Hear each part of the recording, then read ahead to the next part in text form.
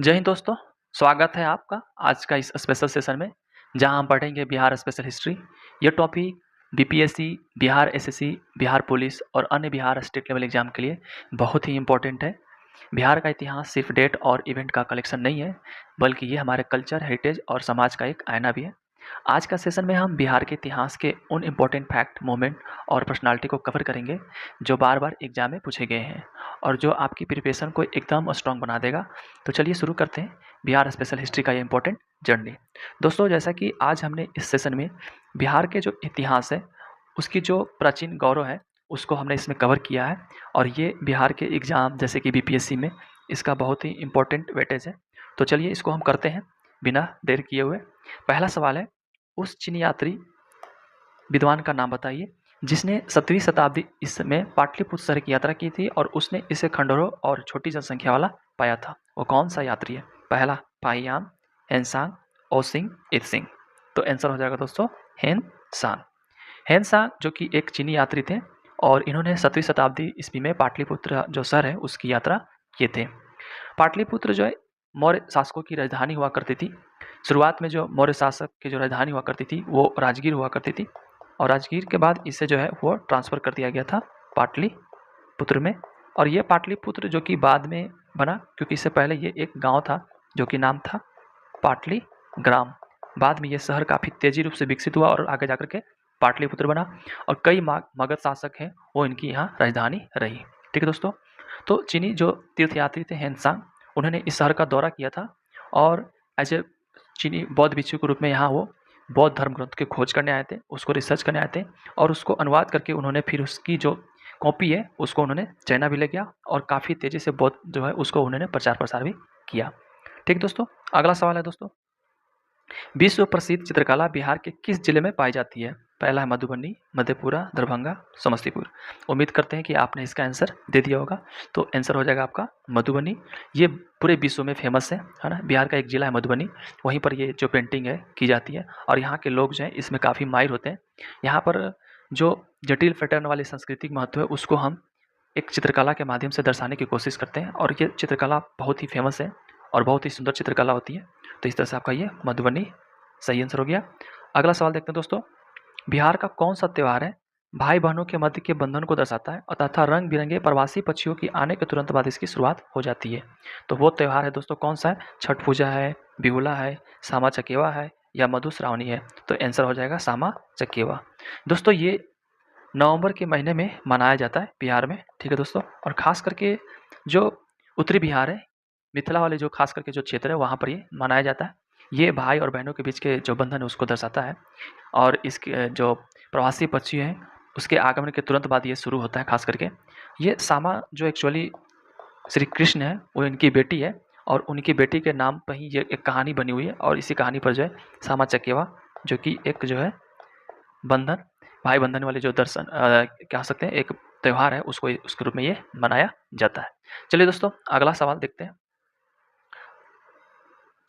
अगला सवाल है दोस्तों, गार्गी, मैत्री और कपिल का घर कहाँ था?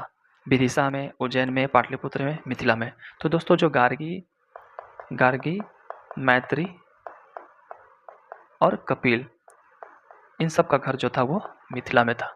ठीक है, मिथिला जो कि बहुत ही एक ऐतिहासिक इसका महत्व रहा है और यहाँ से बहुत सारे ऋषि मुनि जो हैं वो भारत के लिए, भारत के इतिहास में उनको जाना जाता है।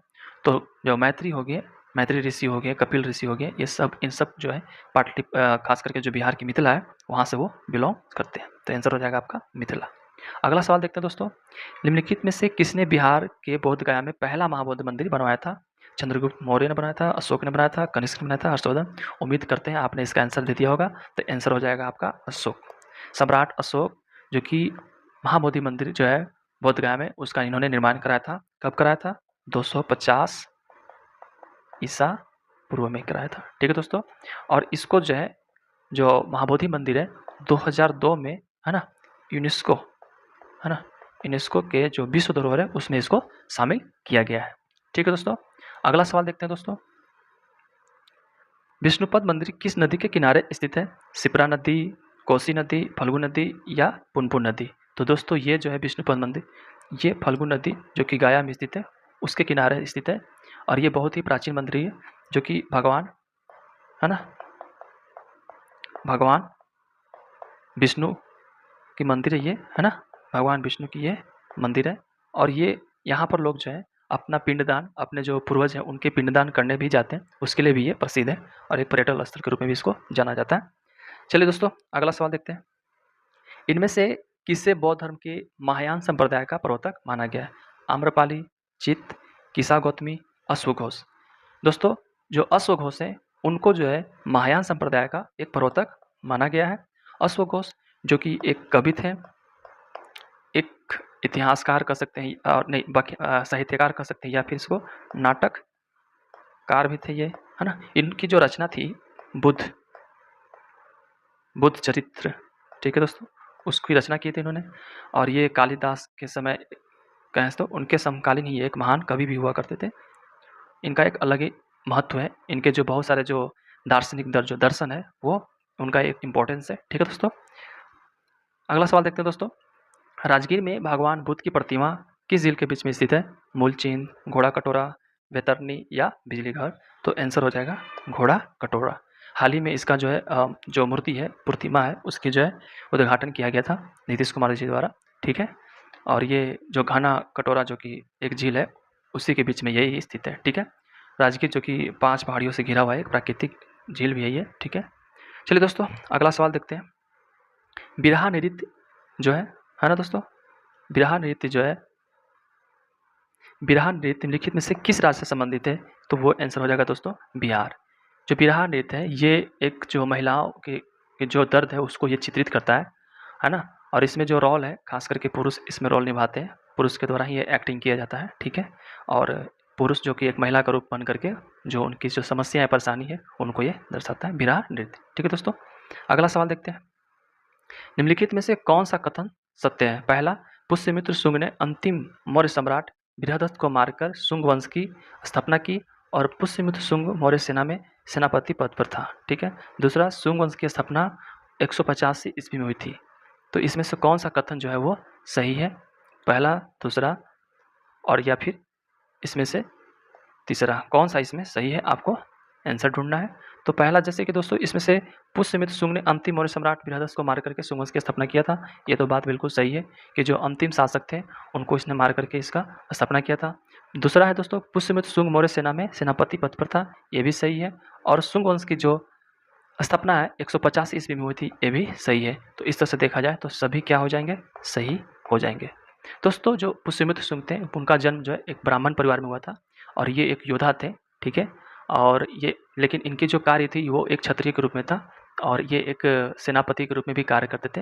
लेकिन 185 ईस्वी पूर्व में अगर हम बात करें तो इन्होंने जो है बृहद्रथ है जो कि अंतिम मौर्य सम्राट था उसको उन्होंने हत्या कर दिया और फिर से उन्होंने शुंग वंश की जो है स्थापना कर दिया, ठीक है दोस्तों। इस तरह से देखा जाए तो जो पुष्यमित्र शुंग है उन्होंने 36 वर्ष तक टोटल जो है शासक किया, ठीक है। तो एक अच्छा खासा जो है इनका समय काल रहा है। चलिए दोस्तों, अगला सवाल देखते हैं। बिहार में इनमें से कौन सी भाषा तिरहुत लिपि में उपयोग करती है ना। कौन सी भाषा है जो तिरहुत यानी कि तिरहुत वाले क्षेत्र में इसका उपयोग होता है? मगही, सांथली, भोजपुरी, मैथिली। तो तिरहुत वाले क्षेत्र जब वो मैथिली होते हैं यानी कि जो मिथिलांचल के क्षेत्र आते हैं वो मैथिली ही लिपि है जो इसका जो है तिरहुत लिपि में उपयोग किया जाता है, ठीक है दोस्तों। तो मैथिली भाषा क्या है? तिरहुत लिपि में उपयोग की जाती है। ये इसकी लिपि, ये पहले ऐसी भाषा जिसका देवनागरी लिपि में नहीं है। कैसी लिपि है? तिरहुत लिपि है।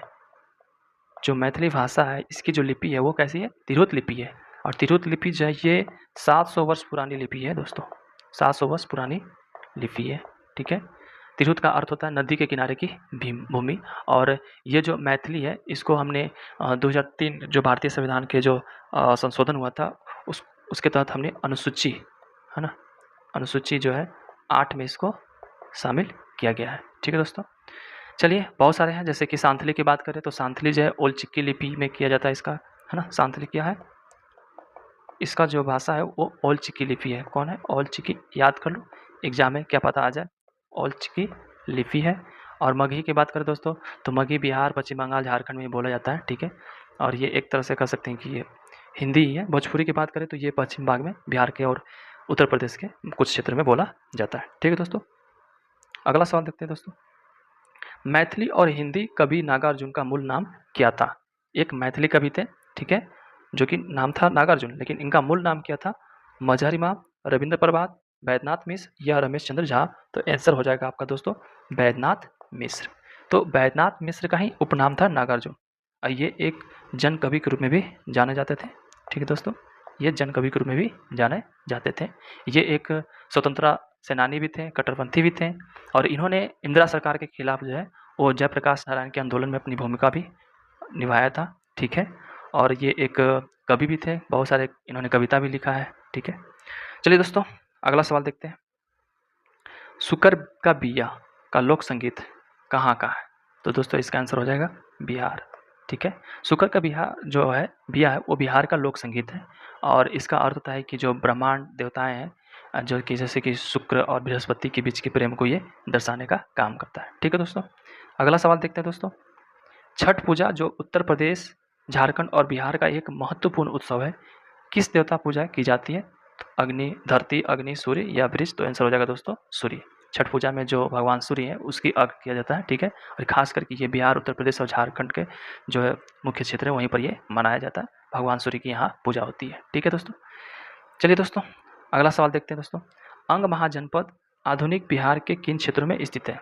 एक अंग जनपद जो है बिहार के किस क्षेत्रों में स्थित है? तो पटना और गया, मुजफ्फरपुर, वैशाली, भागलपुर, मुंगेर या उपरोक्त में से कोई नहीं। तो आंसर हो जाएगा भागलपुर और मुंगेर। जो भागलपुर और मुंगेर का क्षेत्र है ये पहले एक महाजनपद होती थी जिसका नाम था अंग महाजनपद, वो उसका क्षेत्र था जो आज हम भागलपुर और मुंगेर के नाम से जानते हैं। दोस्तों ये बौद्ध धर्म के उदय स्थल रहा है। ठीक है, बहुत सारे जो सभ्यताएं हैं बौद्ध धर्म से रिलेटेड जो भी संस्कृति यहाँ पर फले फूले हुए हैं। ठीक है, तो ये खास एक इम्पोर्टेंस है बिहार के लिए, काफ़ी महत्व रखता है। ठीक है, अगला सवाल देखते हैं दोस्तों।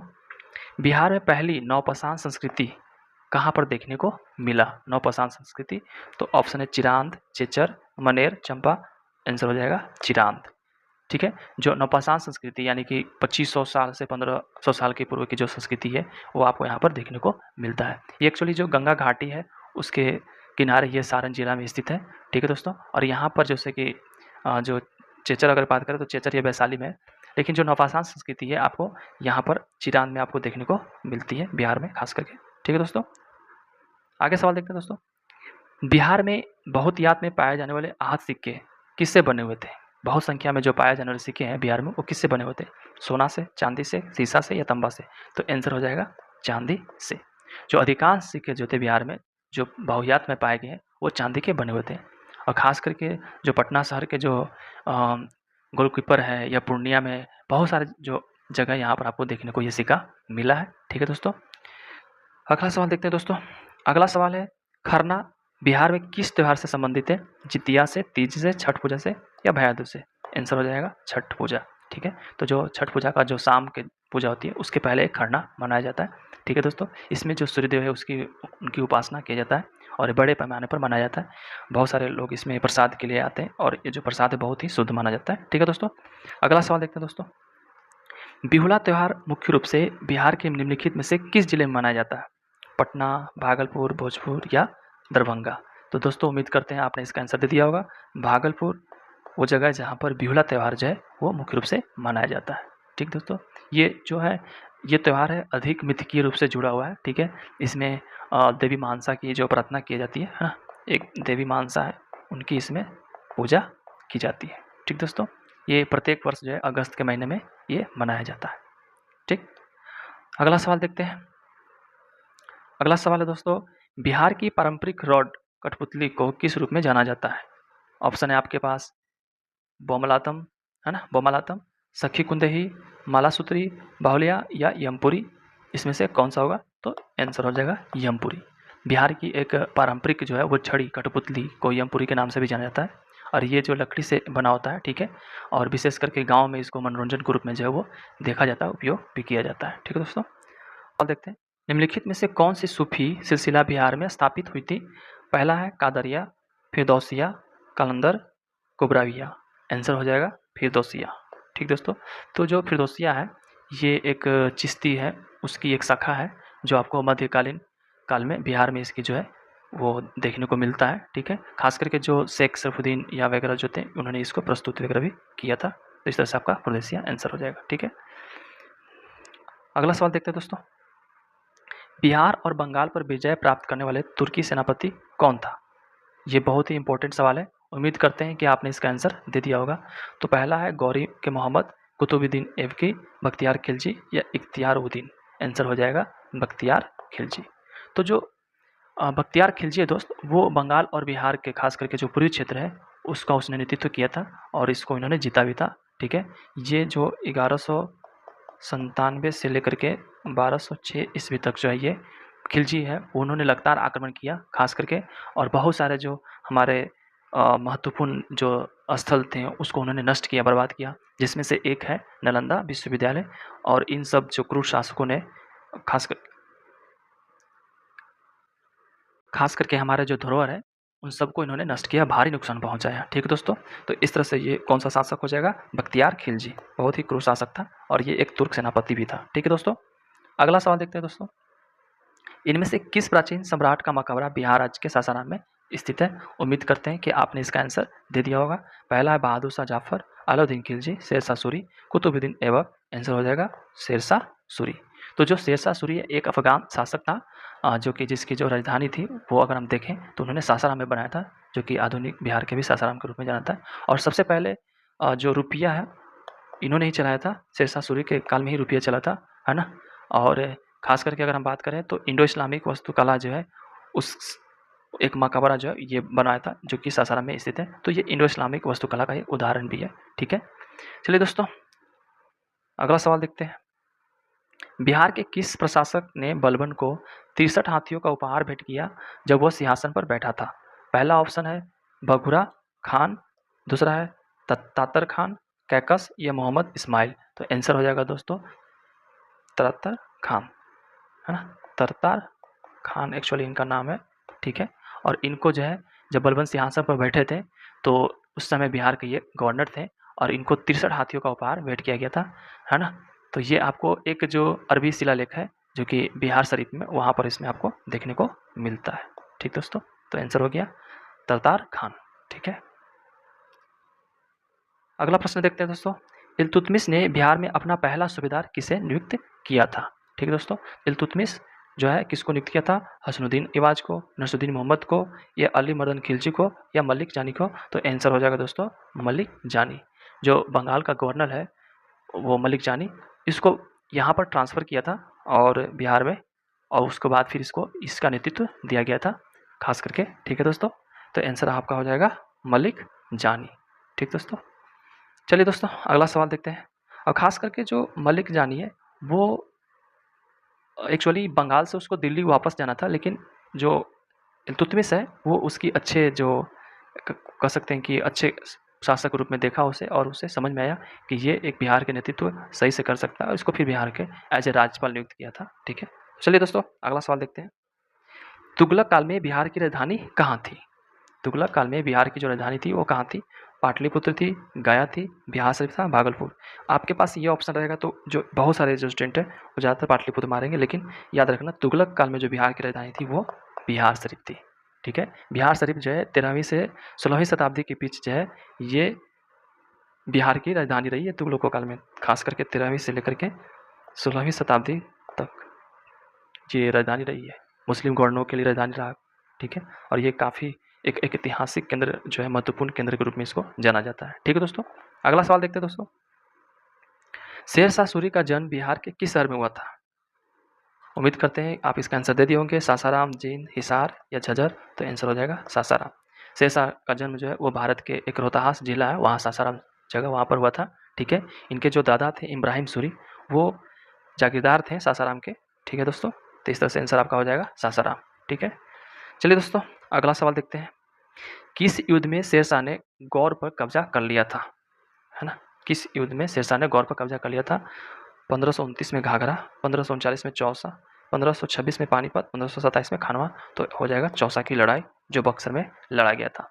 ये लड़ाई जो है शेरशाह, है ना, शेरशाह और हुमायूं के बीच, जो कि मुगल शासक था, उसके बीच ये चौसा में लड़ा गया था। ठीक है, जिसमें जो मुगल सेना है उसकी हार हुई थी और हुमायूं फिर यहाँ से भाग गया था। फिर पूरे भारत को जो है ये शेरशाह सूरी का शासन चल रहा था। ठीक दोस्तों, चलिए अगला सवाल देखते हैं। अगस्त 1574 में पटना बिहार में अकबर ने किसे पराजित किया था? 1574 जब मुगल शासक अकबर का शासनकाल था, तो उसने पटना में किसे पराजित किया था? पहला दाऊद खान, अजीज कोलकत, मुनीम खान, जमाल खान खिलजी। तो आंसर हो जाएगा दाऊद खान। ठीक है दोस्तों, तो ये दाऊद खान जो कि एक अफगान शासक था, उसको मुगल बादशाह अकबर ने पराजित किया था। ठीक है, ये अपना जो एक उसका अकबर का आईन अकबरी है, उसमें इसका आपको जो है वो मिलता है, उल्लेख मिलता है। ठीक दोस्तों, अगला सवाल देखते हैं दोस्तों। किसने दाऊद को पटना और हाजीपुर से खदेड़कर बाहर कर दिया था? तो सेम क्वेश्चन है। ठीक दोस्तों, तो आंसर होगा अकबर। जैसा कि पहले ऊपर हमने सवाल को आंसर दिया था कि जो अकबर ने दाऊद को पटना और हाजीपुर से खदेड़ दिया था। ठीक है, यह एक अफगान शासक था।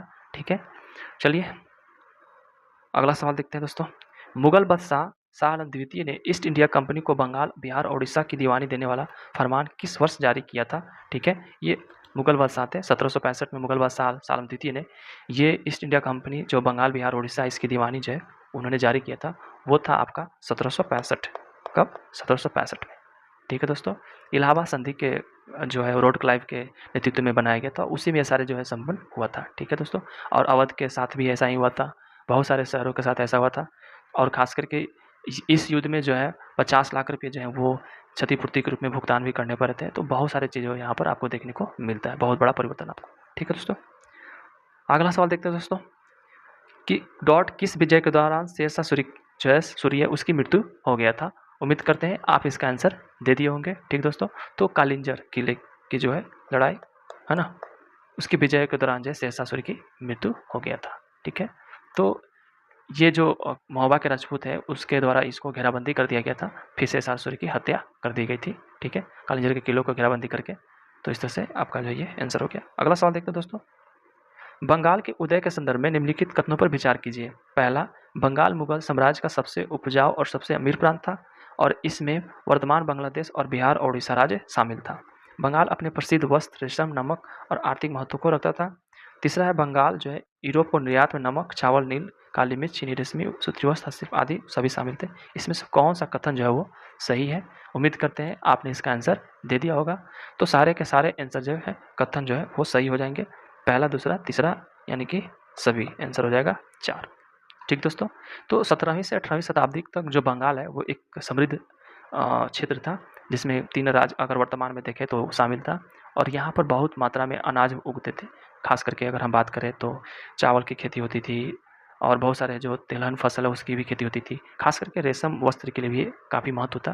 तो इस तरह से देखा जाए तो ये सारे के सारे सही हैं। इन्होंने नील, काली मिर्च वगैरह, रेशम, सूती वस्त्र वगैरह सब जो यूरोप में इन्होंने निर्यात किया। ठीक है दोस्तों, ये ईस्ट इंडिया कंपनी का एक सबसे कह सकते हैं कि आर्थिक रूप से एक मजबूत क्षेत्र था, जिस पर इसने काफ़ी लंबे वर्ष तक कब्जा रखा। ठीक है, अगला सवाल देखते हैं दोस्तों। दोहरी सरकार के अनुसार कंपनी को दीवानी का अधिकार प्राप्त थे और कार्यों के निष्पादन के लिए कंपनी ने 2 प्रतिनियुक्त दीवान नियुक्त किए थे और एक बंगाल के लिए और एक बिहार के लिए। बिहार के लिए एक डिप्टी दीवान के रूप में किसे नियुक्त किया गया था? उम्मीद करते हैं आप इसका आंसर दे दिए होंगे। मोहम्मद राजा खान, रामनारायण, राजा सिताब राय, जगत सेठ। तो आंसर हो जाएगा राजा सिताब राय। ठीक है, तो दीवानी के तहत जो है, और जैसे हुआ था क्या कि जब दोहरी शासन सरकार ने लागू किया था रॉबर्ट क्लाइव ने 1765 में, तो दीवानी और निजामत जो है वो दोनों कंपनी के पास चला गया था। ठीक है, सिर्फ नाम मात्र के शासक रहते थे, जो उसका सारा जो पावर था वो कंपनी के हाथ में चला गया था और उसने इन क्षेत्रों को चलाने के लिए जो है वो डिप्टी दीवान भी नियुक्त किए थे। और बिहार की अगर बात करें तो बिहार में थे राजा सिताब राय, जिसको डिप्टी दीवान नियुक्त किया गया था। ठीक है, चलिए दोस्तों अगला सवाल देखते हैं। वहाबी आंदोलन के संबंध में निम्नलिखित कथनों पर विचार कीजिए। पहला, कि यह एक इस्लामी पुनरुत्थानवादी आंदोलन था जिसकी स्थापना रायबरेली के सैयद अहमद ने की थी। आंदोलन के संस्थापक सहमद को इस्लाम पर पश्चिमी प्रभाव की निंदा की और शुद्ध इस्लाम की वकालत की। पटना इस आंदोलन का महत्वपूर्ण केंद्र था। उपरोक्त दिए गए कथनों में से कौन सा कथन जो वो गलत है? आपको आंसर देना है। तो उम्मीद करते हैं आप इसका आंसर दे दिए होंगे। जो वहाबी आंदोलन है ये जो कह सकते हैं कि ये रायबरेली के जो सैयद अहमद ने इसका जो है शुरुआत की थी, और खास करके देखा जाए तो आपका ऑप्शन पहला सही हो जाता है। आंदोलन के संस्थापक सहमत थे और इस्लाम पश्चिम, यह बिल्कुल ये भी सही है।